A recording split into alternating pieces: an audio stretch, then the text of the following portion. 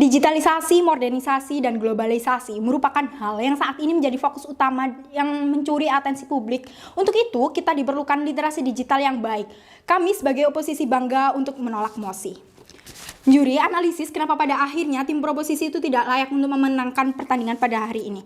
Juri tim proposisi mengatakan bahwasanya di sisi mereka itu akan lebih baik karena mereka itu siswa dan pelajar di sisi mereka itu akan lebih baik karena mereka itu lebih paham materi sehingga pendidikan akan lebih maju. Itu akan sangat salah, Juri. Karena apa? Karena di status quo saat ini masih banyak siswa atau pelajar yang kesusahan saat menghadapi masalah di masyarakat. Meskipun mereka pintar dalam pelajaran seperti halnya pintar dalam matematika, IPA, dan IPS, tapi pada akhirnya di masyarakat mereka tidak pandai untuk menyelesaikan masalah. Lebih lanjut, kenapa hal ini salah? Karena siswa-siswi di sisi mereka itu tidak akan melek isu terkini sehingga apa? Mereka itu akan ketinggalan info pada akhirnya. Lalu yang kedua, di sisi mereka akan menyebabkan adanya ketimpangan dalam bidang pendidikan, sehingga itu akan menyebabkan pendidikan tidak akan berjalan maju.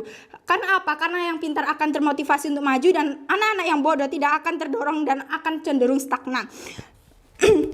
Lalu yang ketiga, di sisi mereka itu tidak akan cakap dan soft skill pelajar di sisi mereka itu tidak akan berkembang. Meskipun di sisi mereka itu dapat maju, tapi progres yang dimiliki siswa-siswi di sisi mereka itu kan sangat kecil dan tidak akan sebesar di sisi oposisi, di mana siswa akan terstimulus semangat untuk lebih maju.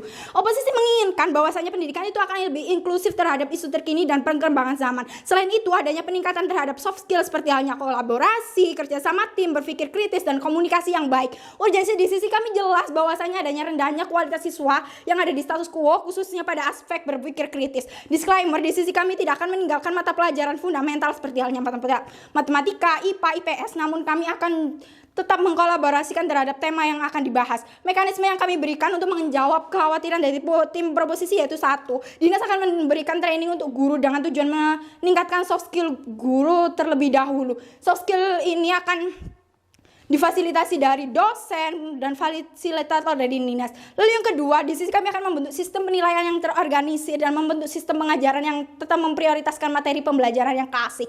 Lalu yang ketiga, kita akan melakukan sosialisasi dan uji coba dan pada akhirnya akan dievaluasi.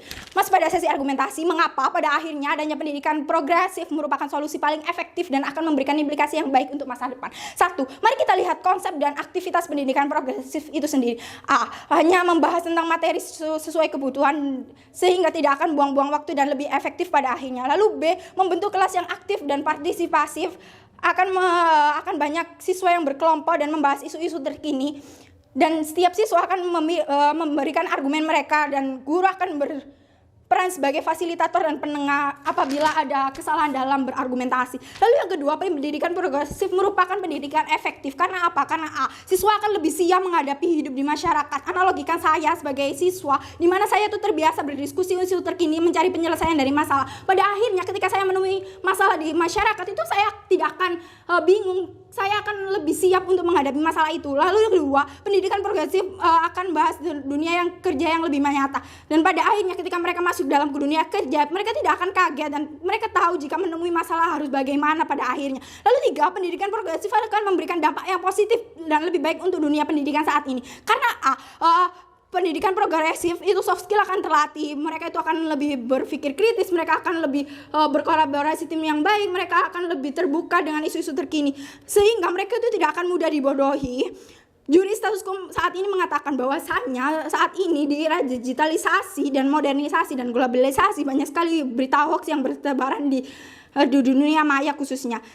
Kita membutuhkan siswa yang berpikir kritis dan tidak gampang terpengaruh. Dengan adanya pendidikan yang progresif, siswa akan lebih siap untuk menghadapi hal ini, bukan? Lalu B, meningkatnya kemampuan bersosialisasi karena adanya antusiasme murid yang terbangun. Juri bayangkan ketika di sisi proposisi di mana mereka itu tidak memberikan pendidikan progresif dan mereka itu tetap melakukan pendidikan klasik, pada akhirnya antusiasme pelajar itu tidak akan pernah terbangun dan pada akhirnya kelas cenderung stagnan, Juri. Bandingkan jika siswa tidak paham, mereka itu akan lebih tertutup dan pada akhirnya itu tidak akan lebih berkembang. Mari kita perbandingkan ketika di sisi kami itu tidak akan ketinggalan info dan tidak akan mudah dibohongi seperti halnya di Lawan. Lalu meskipun muncul itu tidak akan sebesar apa yang ada di Lawan. Bangga menolak mosi.